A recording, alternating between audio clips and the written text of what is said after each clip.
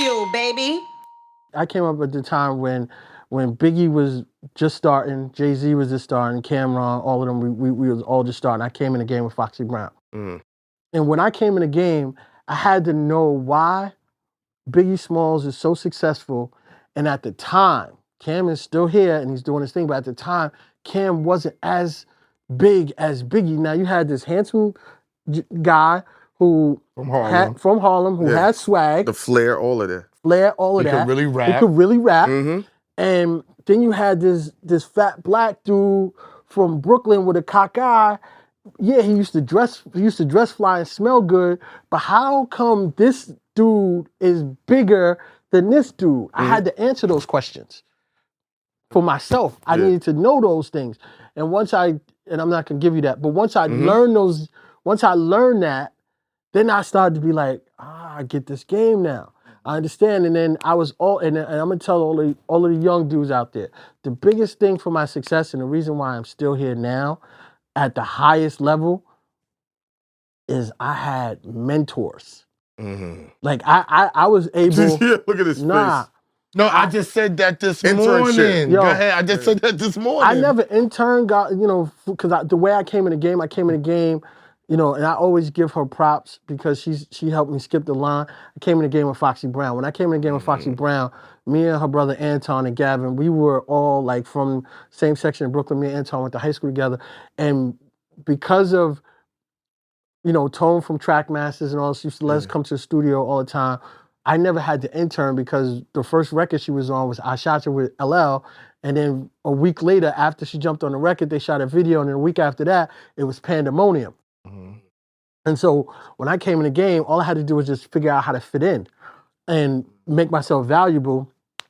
N.O.R.E. and Chris offered me an N.O.R.E. job at Violator, and then Chris became my main. But my main point was I was able to look to dudes who was older than me, and the dudes who was established doing their thing, getting money, understanding how the business worked, the ins and outs of the business, and I was able to look at Dame Dash. People don't like him, whatever. I don't give a fuck. Dame is my nigga. Mm-hmm. I was able to look at Steve Stout. Yeah. I was able to look at Kev Lyles. Chris Lighty. I was able to look at N.O.R.E. and all in real time at the same time too. And obviously my main direct mentor, the guy who birthed me in this shit, Chris Lighty. And he took me under his wing. I'm not afraid to say he took me under his wing and was like, yo, this is the game. He let me read shit on his desk that I have no business reading. I was in meetings I didn't have no business being in. I patterned my life and my career after this guy and the way he moved, because watching Chris do his thing, watching Stout do his thing was like everything to me. It was like, yo, these niggas is ill. Like these guys was amazing. So and because I had mentors like that, Kev Lyle's understanding made me really, really understand what the culture was about. Like, if you ever spend a good deal of time with Kevin Lyles is always going to tell you, this is our culture. He is a student and he's an educator of the urban culture. And if you spend time around him, you're going to learn that shit or he ain't going to fuck with you. And that's it. What I wanted for you to double back on is when you spoke about the example with Cam and Biggie. Did you realize what the issue, not the issue, but why Cam wasn't launching off? Yeah, it was just simply Biggie had a core direction. This is who I am. This is what I'm about. And I'm gonna stick to this. When Cam was on a come up in the beginning, right? If you remember, Cam was on Horse and Carriage with Mace. Yep.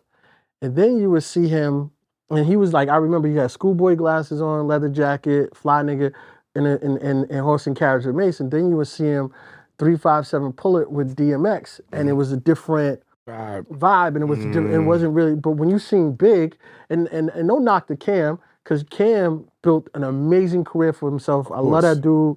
Like I am in awe of his business mind and his business sense. The dude is amazing. When you saw Biggie back then, no matter what record he was on, whether it was a Mary J record or if he was, doing one of his own records, Lil' Kim or whatever, he was the same dude, and it kind of just translated a little bit different. And then also what I learned was, if you got 3 guys that walk in the door, if you got 3 girls that walk in the door, right, and all 3 of them are beautiful, but there's something about one of them that's gonna stand out more than the other. Don't necessarily have to be the quintessential long hair or the pretty face or whatever. It's just something about one of these chicks that the way they swag, the way they walk, the way Body that language, just yeah. stand out to you more than everybody else.